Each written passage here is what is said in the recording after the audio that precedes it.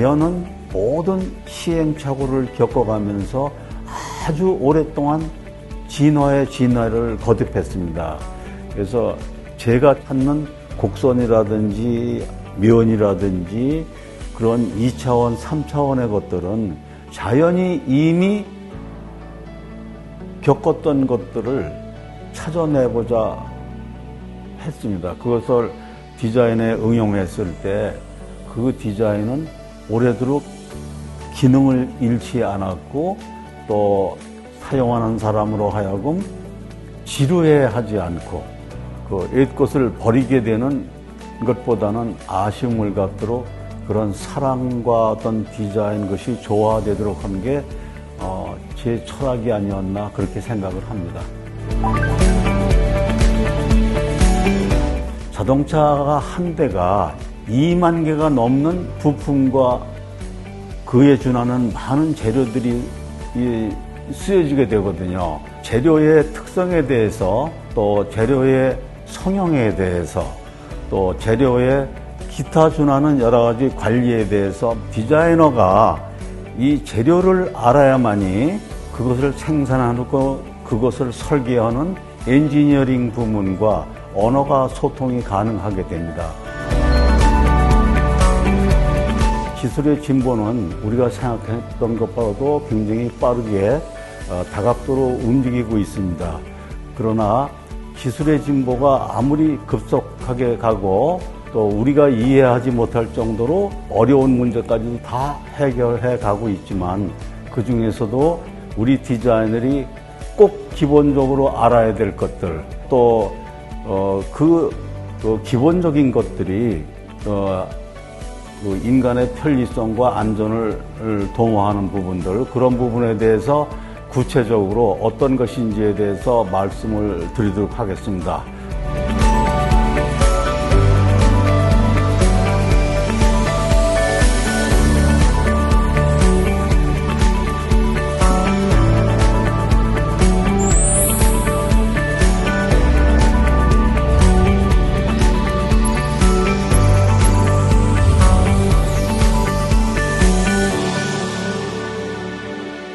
여러분들한테 꼭 전달해야 될 메시지가 포함되어 있어요.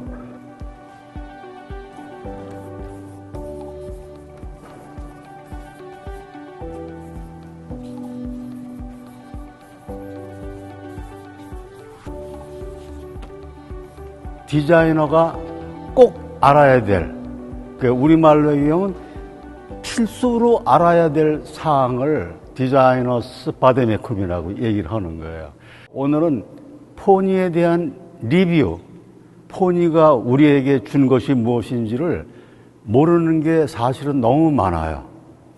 포니의 메시지가. 우리가 포니란 자동차가 이 세상에 나온 거는 1975년, 기획이 된 거는 1973년. 꽤 오래된 거죠. 여러분들의 아버지나 할아버지 세대의 우리나라 최초의 공업 생산 수단에 의해서 양산된 차예요, 이게. 근데 그 당시에 우리나라는 너무 사는 게 삭막했어요. 이루 표현할 수가 없는 수준이에요. 연료라는 것은 산에 있는 나무를 떼서 밥을 짓고 그 다음에 석탄으로 연탄이라는 걸 만들어서 가정에서 그 불을 피워서 난방을 하고 그 불을 피워서 밥을 지어 먹고 그 불을 피워서 한 그릇에 더운 물을 만들어서 온 식구가 나눠서 세수를 하고 그렇게 살던 시절에 포니가 나왔어요. 그래서 가끔은 우리가 예기치 않은 순간에 예기치 않은 사건이 벌어지는데 그 사건이 우리 근대화의 하나의 기수가 됐던 거예요. 자, 이게 좀 전에 얘기했던 광복 70년 과학기술의 대표적인 성과예요. 여기에서 보면은 놀라운 것은 그 당시에 어떻게 포니와 같은 디자인을 받아들였는지 하는 얘기예요. 그 당시의 트렌드를 보면은 미국이나 일본이나 자동차 모터리제이션이라 해서 이미 자동차가 아주 뿌리 깊이 박혀 있는 생활화된 나라들이 선진국이었는데, 우리가 처음으로 자동차를 만드는 거는 그거를 뛰어넘는 디자인이에요. 우리가 정말 먹을 것 없고 입을 것 풍족하지 않은 시대에 어떻게 이런 차를 만들었냐 생각을 해보세요. 포니는 정말 아름다운 차예요. 자동차라는 것은 나라가 만드는 거예요. 그래서 뒤에 재료를 언급하겠지만은 자동차에 쓰이는 재료가 얼마나 많아요. 철판, 그 다음에 고무, 플라스틱, 유리, 엄청나게 많잖아요. 섬유, 그 많은 것을 우리나라가 만들 수 있는 기반이 안 돼 있었어요. 그때는 우리나라가 여러분들의 할머니, 우리의 어머니들이 머리를 빗고 나서 남은 머리카락, 빗에 껴있는 머리카락을 모아서 그거를 가발로 만들어서 수출했어요. 우리의 주요 수입원이 가발 수출. 그죠? 길거리에 떨어진 은행나무 잎을 쓸어 담아서 그걸 독일에 수출을 하고, 또 대학을 졸업한 사람들이 독일에 가서 탄광에 가서 일을 하고, 간호부들이 또 독일에 가서 간호원을 하고, 또 누나들이 외국에 가서 병아리 감별사 노릇해서 돈을 벌고, 그렇게 돈 벌 때 포니가 나온 거예요. 그래서 고무 하나 제대로 만들지 못하고, 유리 하나 제대로 만들지 못하고, 오로지 포항제철이 생겨가지고 철판을 만드는데 그나마 자동차에 쓸 수 있는 철판은 아니고, 그런 상태에서 포니가 만들어졌어요. 그래서 그 공장은 기럭지가 4km예요. 현대자동차 울산 공장은 출고 사무소에서 생산 라인을 끝나서 주물을 붓는 데까지 4km. 이 세상에 어디 가도 공장이 4km가 되는 공장은 어느 나라에도 없어요. 모든 것을 한 지붕 아래서 다 만들어야 되는 거예요. 그래서 가보면 쇳물을 부어요. 용광로에 쇳물을 부어가지고 차체 엔진 브록, 샤시 브록을 녹여서 만들고, 또 알루미늄을 부어서 뭐를 만들고, 그것이 나중에 자동차가 완성돼서 완성차가 고객한테 출고되는 거예요. 얼핏 보면 자랑스러운 거죠. 그러나 이게 자랑스러운 게 아닌 거예요. 이거는 엄청난 희생이 따르고 이익이 안 남는 거예요. 그래서 현대자동차는 이익을 내기가 힘든 구조였어요.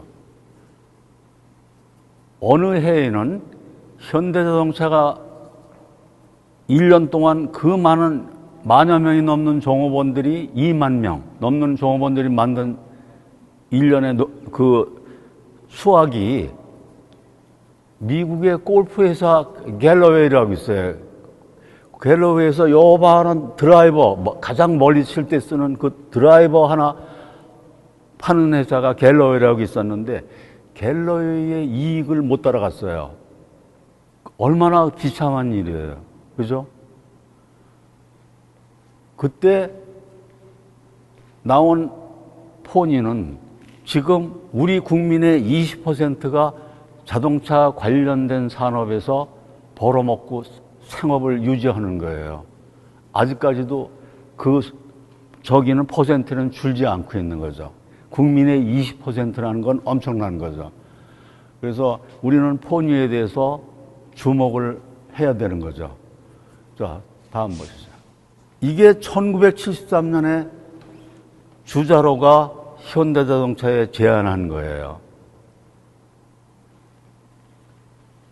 항상 주자로는 파란 종이에 하얀 파스텔로 콘테로다가 이렇게 렌더링을 그려요. 그 사람은 투시도로 안 그려요. 투시도는 그 목표물을 왜곡시킨다고 그래서 안 하고, 가장 사이드 뷰가 가장 중요하다고 그래요. 이렇게 측면이 사이드 뷰가 가장 중요하고, 여기에서 균형과 비례가 조합이 돼야 된다고 생각해요. 이 사이드를 가장 중요시 여기는 거예요.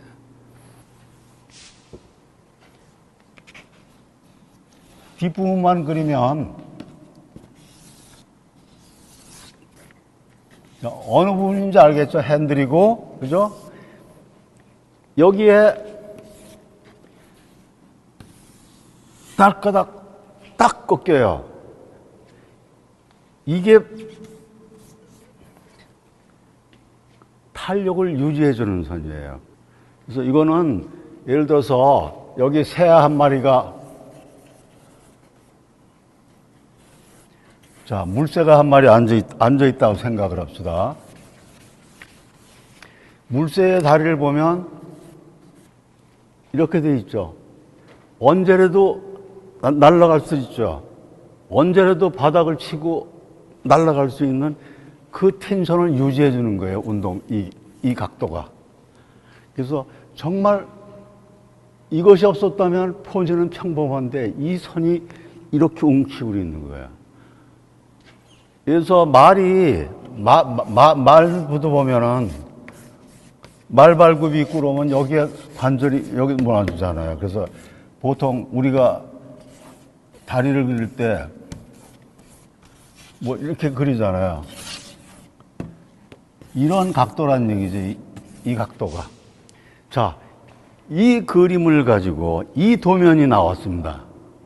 이 도면이 나온 것은 우리가 이걸 뭐라고 그러냐면 피아노 디 포르마라고 그래. 이태리 말로 피아노 플랜 오브 폼이에요. 형태에 대한 도면이에요. 디테일. 그런데 이거는 오늘날에 우리가 자동차를 그리고 모델링을 하고 모델링을 측정을 해서 도면이 나온 게 아니고 이 그림을 보고 이 도면을 그린 거예요. 굉장히 놀라운 거예요. 나는 이것을 봤을 때 인간이 어떻게 이렇게 그릴 수가 있어? 그림을 보고 이 도면에는 유리의 곡률이 어떻게 되어 있고 각 차체의 단면이 어떻게 되어 있는지를 세세하게 다 그렸어요. 이 차체를. 그래서 사이드 뷰, 프론트 뷰, 리어 뷰, 탑 뷰를 다 묘사를 했어요. 주자로가 이런 걸 그렸고 만토반이란 사람이 이 피아노 디플로마를 그리고 이게 바로 생산 도면이 된 거예요. 이걸 가지고 속고루 모델을 만들어요. 이탈리아 사람들은 클레이를 안 써요. 클레이를 왜 쓰냐 하면 뭔가 틀리면 수정하기 위해서 클레이 쓰는데 이탈리아 사람은 고칠 필요가 없는 거예요. 이 렌더링에서 고칠 필요가 없는 거예요. 똑같이 생산이 되는 거예요. 오늘은 그 상용차가 아니고 승용차에 대해서만 제가 설명을 드리면 우리가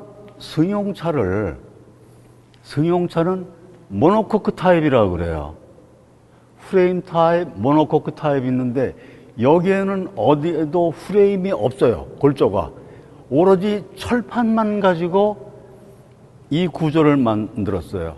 그래서 인간의 두뇌와 똑같은 거예요. 두뇌 해골이 얇은 석회질을 갖고 0.2mm도 안 되는 석회질로 두개골이 형성됐지만은 이거는 0.8mm의 철판으로 모든 강성을 유지하는 거예요. 그걸 우리는 모노코크 타입이라고 얘기하는데 이거를 만들기 위해서 바데메쿰이란 단어를 쓰는 거예요. 알아야 되는 거, 디자이너가 알아야 될 사항들. 1947년에 나온 비전 인 모션이란 몰리나기의 책에서 몰리나기는 그런 얘기를 해요. 디자인은 인티그레이티드 된 것이다. 학문의 통합체다. 디자인이란 여러 학문을 통합한, 여러 가지 지식을 통합한 것이 디자인이라고 얘기해요. 마찬가지로 디자인은 통합체적으로 알아야만 되는 것들. 이것이 바데메쿰이에요. 이거를 만들기 위해서 프레스 성형이 뭔지에 대해서 알아야 되고, 또 강철의 스프링백 현상이 뭔지 알아야 되고, 치수 안정성이 뭔지 알아야 되고, 피어싱이 뭔지, 블랭킹이 뭔지, 클린칭이 뭔지, 블레이징이 뭔지를 알아야 되는 거예요. 그래서 여기서 여러 가지 재료와 함께 이런 것들을 넘어가면서 제가 설명을 드릴게요. 자, 이게 어제 제가 책상에 앉아가지고 까작까작 그린 건데, 자, 포니 리뷰. 이게 사이드 뷰예요, 포니. 사이드 뷰인데, 차체라는 것은 여러 피스로 나눠진 것이 조립된 거예요. 그죠? 조립된 건데, 자, 사이드에서, 위에서 보면 루프 판넬이 있어요, 이렇게. 루프 판넬이 지붕이 있고, 그 다음에 유리가 있고, 앞유리가 있고, 앞유리는 윈드 실드라고 얘기해요. 프론트 윈드 실드. 윈드 실드가 있고, 본네트. 앞에 그 엔진 뚜껑이 있고, 그 다음에 측면에서 봤을 때 펜다가 있어요. 펜다. 펜다는 나사로 교환이 가능해요. 근데 옛날 1970년에 이제 이전 옛날 차들은 펜다가 차체에 그냥 고정돼 붙어 있어요. 근데 오늘날에는 하도 많이 박치기를 하니까 이 부분은 쉽게 교환할 수 있겠죠. 그 다음에 도어 판넬이 있어요. 가장 돈이 많이 들어가는 게 도어 판넬이에요. 그래서 현대자동차는 가난했기 때문에 우리가 소나타를 개발하면서 소나타의 문짝을 이용해서 5개 차종이 나가요. 문짝은 그대로 쓰면서 5개 차종을 개발했어요. 그 다음에 쿼터 판넬이라고 그래요. 자동차 운전할 때 찌그러지면 안 되는 게 바로 이 쿼터 판넬이죠. 교환이 안 되기 때문에. 자, 문짝에 대해서 말씀드릴게요. 문짝은 포니는 이 당시에 가장 싸게 만들어야 되는 경제적인 차였기 때문에 문짝이 2피스예요. 문짝이 여기 하나 있죠, 도어. 그죠? 그 다음에 프레임이 따로 찍어요. 도어 프레임은 따로 찍어요. 그래서 이거를 여기다 용접을 시켜서 붙여요. 그게 포니의 문이에요. 그런데 이게 너무 힘든 거예요. 치수가 잘 안 맞아요. 용접에 의해서 철판이 늘어나고 줄어드는데 정확하게 맞질 않는 거예요. 그러니까 생산 라인에서는 항상 고무망치를 가지고 쇠망치라 고무망치 두들겨 패요.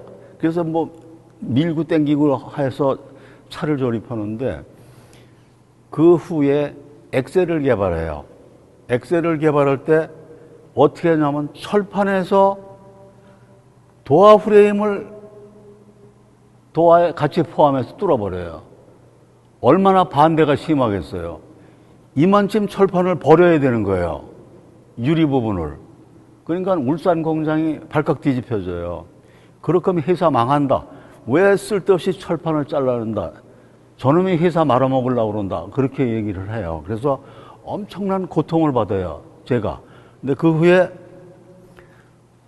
회장님이 나를 다른 장소로 데리고 가요. 그래서 어떻게 해야 되냐 얘기를 해요. 그래서 저는 죽으나 사나 이렇게 가야 된다는 얘기를 해요. 왜 그러냐 하면 철판 값이 아까운 게 아니고 공정이 줄어들어요. 이건 2개의 프레스를 해야 되고 용접을 해야 되고 또 이게 늘고 줄어드니까 치수가 어렵고 이렇게 찍으면 철판은 아깝지만 한 번에 찍어지고 이게 한 번에 찍어지고 그 다음에 치수가 정확하게 틀리는 치수가 하나도 없는 거예요. 그러니까 생산 라인에 고무망치가 필요 없는 거예요. 이렇게 가야 됩니다. 그래서 이렇게 가기로 결정을 해요. 그 후에 저는 엄청 어려운 시간들을 많이 겪었는데 자, 이걸 겪으면서 회장님한테 설명을 해요. 내가 블랭킹과 피어싱에 대해서 얘기를 해요. 여러분들이 귀걸이 하려고 귀를 뚫으면 그거는 피어싱이에요. 이게 철판에서 어느 부분에 구멍을 뚫어서 버리려고 하면 그건 피어싱이에요. 그러나 요거를 쓰려고 할 때는 블랭킹이에요. 그래서 버리는 게 아닙니다는 얘기를 해요. 철판의 첫 초벌 프레스에서 이거를 따냅니다. 그러면 요것도 쓸 수 있는 걸 우리는 블랭킹이라고 합니다. 그 다음에 버리는 게 없다 그거죠. 블랭킹과 피어싱이 같이 되는 거 아니야. 피어싱의 효과로 뚫어버리고 또 요거는 딴 데 쓰니까 또 블랭킹이 되고, 이 용어를 설명을 드려요. 근데 이 용어는 계속적으로 디자인에서 차체에서는 이걸 계속 써먹어야 돼요. 그 다음에 자, 여기서 제가 말씀드리고 싶은 거는, 포니 때는 루프와 쿼터 판넬을 접촉을 시켜야 돼요. 차체를 용접을 해서 붙여야 되잖아요. 여기는 차체의 스킨이기 때문에, 표면이기 때문에 용접을 아무리 잘해도 페인팅을 하고 나면 거기에 매끄럽지 않아요. 그게 울어요, 철판이. 여기만 우는 게 아니고 딴 데도 울게 돼요. 굉장히 어려운 거예요, 이게. 근데 주자로는 이걸 어떻게 풀었냐면, 바로 이 어려운 용접하는 점수를 가리기 위해서 여기에 하나의 알루미늄 몰딩이 들어가요, 이렇게. 그거를 뭐라고 얘기하냐면 드립 레일이라고 그래요. 물방울이 타고 가는 레일을 만들어요, 여기에. 이게 포니에 한번 보시면 하얀 몰딩이 이렇게 해서 문짝으로 해서 앞에 A필러로 넘어가요. 우리도 차를 보면 높은 사람이 내리면 우산을 받쳐주잖아요. 포니는 우산을 안 받쳐줘도 루프의 물이 일로 떨어지질 않고 이걸 타고 내려가요. 바로 그게 타고 내려가는 선이 뚜껑과 지붕과 차체가 용접되는 선인 거예요. 그래서 이런 아이디어는 주자로가 최초로 내는 거예요. 그렇고, 그 다음에 또 뭐가 있냐면, 유리의 뒷유리는 내려가질 못해요, 끝까지. 왜 그러냐면 바퀴가 있기 때문에. 그래서 여기에 디바이딩 채널이라는 걸 이렇게 고정시켜서 여기엔 유리가 고정되고 요 유리만 내려가는데 다 내려가진 못해요. 어느 정도 내려가거나 어느 차는 아예 내려가지 않게도 하고 있어요.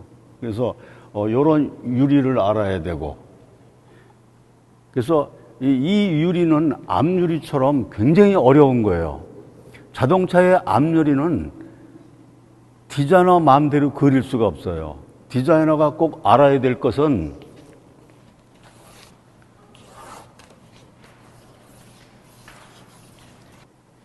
이게 원뿔인데 원뿔에서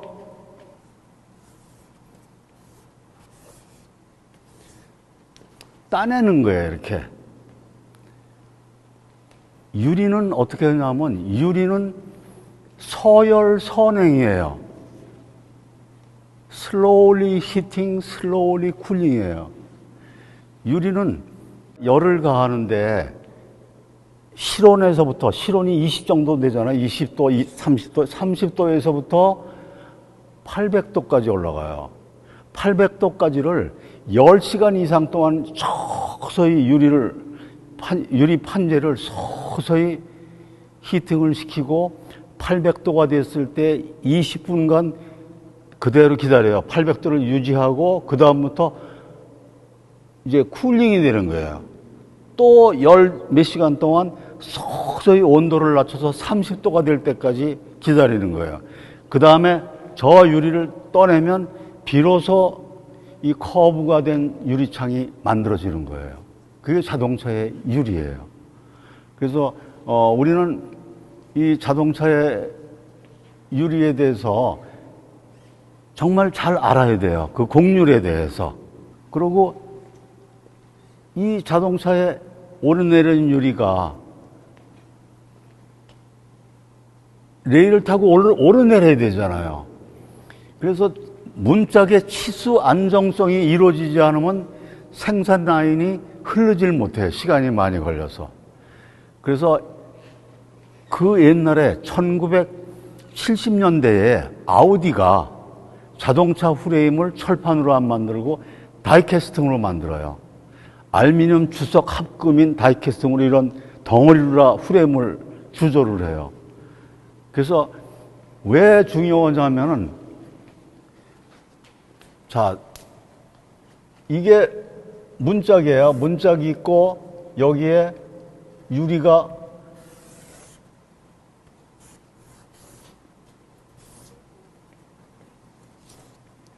일로 흘러내리는 거거든요. 그래서 이렇게 해서 딸까닥 이 위로다가 유리가 올라가는 때 이 두께가 있잖아요. 이 두께가 있으면 자동차에서 휘파람 소리가 나요. 윈드 노이즈라 그래요. 어떻게 잡을 수가 없는 거예요, 이 윈드 노이즈를. 근데 아우디는 이거를 다이캐스팅을 해가지고 유리가 쭉 타고 올라가서 여기 딸까닥 만나니까, 정확하게 만나니까 튀어나온 게 없으니까 노이즈가 없는 거예요. 그래서 이거는 후진국인 우리도 그렇고 웬만한 회사는 아무도 이걸 따라가지는 못해요. 결국 아우디만 혼자 저 공법을 썼죠. 소음이 없는 거예요, 노이즈가. 그 다음에 여기를 봅시다. 이 앞유리와 사이에 포니에 보면 그 밑에 구멍이 뚫려 있어요. 본네트에. 위에. 구멍이 뚫려 있는데 이게 정말 대단한 유럽의 실증적 엔지니어링이에요, 이게. 열로 공기가 나오는 게 아니고 들어가는 거예요. 경사면으로. 그래서 앞유리가 윈드실드가 있고 여기에 판넬이 있고 본네트가 이렇게 있는데 여기에 구멍이 뚫려 있어요. 그러면 공기가, 이게 앞유리예요. 앞유리. 에어플로우가 이렇게 공기가 흘러가요. 이렇게. 공기가 흘러가는데 여기에서 와류가 생기면서 공기가 이 삼각형에서 역류를 해요. 흐르면서 여기서 도는 휘오리 바람이 일루다 공기를 집어넣어서 엔진을 식혀주는 거예요. 요거 있고 또 공기에 대한 것 하나가 포니에 보면 요 뒤에 뭐가 있냐면 자 이제 어딘지 알겠죠, 포니에. 여기 플라스틱 구멍이 2개가 있어요. 이거에 대해서는 거의 많은 사람이 몰라요. 이 구멍에 대해서는. 이 구멍이 사람을 살리고 죽게 해요. 여러분의 고막을 보호해 주는 거예요. 밀폐된 공간에서 문을 꽉 닫으면 이 구멍이 없다 그러면 승객의 고막이 터져버려요. 압력을 펌프하듯이 펑 하고 압력을 주있기 때문에 고막이 나가는 거예요. 그런 압력을 요 2개 구멍이 다 빼내요. 압력을. 그 다음에 뉴스에 보면 어린아이가 자동차에서 죽었다. 햇빛에 방치된 채 주차장에서 죽었다. 이런 기사를 가끔씩 보잖아요. 그게 뭐냐면 우리나라가 옛날에 포니가 최고의 차기 때문에 포니를 출고하면 출고사무소 앞에 시트 위에 하얀 천을 씌워주는 회사들이 즐비했어요. 그래서 누구나 자동차를 하면 그 시트를 보호한다고 하얀 천으로 뒤집어 씌워요. 근데 그게 씌워주는 게 안쪽에 공기 흐름을 다 막아버리는 거죠. 이 구멍이 막혀버리는 거예요. 그럼 안에 열이 못 빠져나가는 거예요. 그 사람이 숨을 쉴 수가 없는 거죠. 그래서 사우디에 수출하면 사우디에서는 안에 있는 플라스틱이 찢어질 정도로 그게 뜨거운 열이 나거든요. 정말 계란이 후라이가 될 정도로 뜨거운데 이 구멍을 막으면 안 돼요. 이 구멍이 숨어져 있어요. 그래서 이걸 허파라고 그래요. 허파를. 그래서 이게 포니2로 다시 바뀌잖아요. 포니2가 나올 때 주자로는 어디다 했냐면 여기다 안 하고 포니2가 이제 이렇게 해가지고 디자인이 꽁무니가 이렇게 돼가지고 이렇게 넘어가는데 요 프레임에 몰딩이 있으면 요 사이로다가 요 사이로 안 보이가 얘가 따로 나가요. 이 단면을 그리면은 단면이 어떻게 되냐면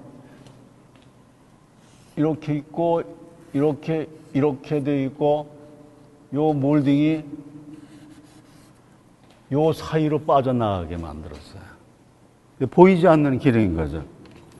그 다음에 본넷은 뭐 여러분들 다 아시는 거지만 여기에 제가 이 주름 상자를 넣는데 본넷은 충돌 시에 그 압력을, 충돌의 압력을, 네거티브 압력을 포지티브로 바꾸는 일을 해요. 쭈르륵 주름 잡히게 만들어요. 만약에 이게 구겨지지 않고 찌그러지지 않으면 본네트가 유리창을 뚫고 안에 승객 쪽으로 튀어들어오는 거거든요. 그래서 이런 것도 이탈리아가 최초로 만들어요. 이렇게 본네트가 찌그러질 수 있게끔.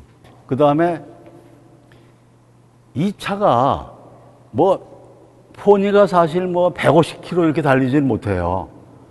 100km 간신히 넘어가는데, 그 정도까지는 그렇게 중요하진 않지만은, 그래도 에어플로우가 에어로다이나믹에서 에어 세퍼레이션이 이 반파 쪽에서 생겨요. 그래서 이 하나는 아래쪽으로 언더로 들어가고 하나가 위로 올라가는데 위로 넘어가는 공기를 이렇게 해서 라제타 그릴도 들어가지만 또 일로 들어가게 만든 거예요. 하나의 굉장히 지혜스러운 이야기죠. 이런 에어를 이용하는 게. 근데 다만 여기에서의 디바이스를 고안은 못해요. 왜 그러냐면 이게 그렇게 에어로다이나믹 치명적인 아니다 그러죠. 이 차가. 그 고속도로를 200km 달리고 이랬기 때문에 여기에서 에어 스포일러라든지 뭐를 안 해요. 참고로 에어로다이나믹이라는 거는 우리의 생각과는 많이 달라요. 다른 게 그 에어로다이나믹에서 가장 좋은 저기는 차차가 이렇게 되고 뒤가 직각으로 떠지는 게 이게 가장 좋은 거예요. 이게 공기가 이렇게 해서 빠져나가지 이거를 뒤에서 드래그라고 그러는데 땡기는 힘이 없어요. 이게 그죠?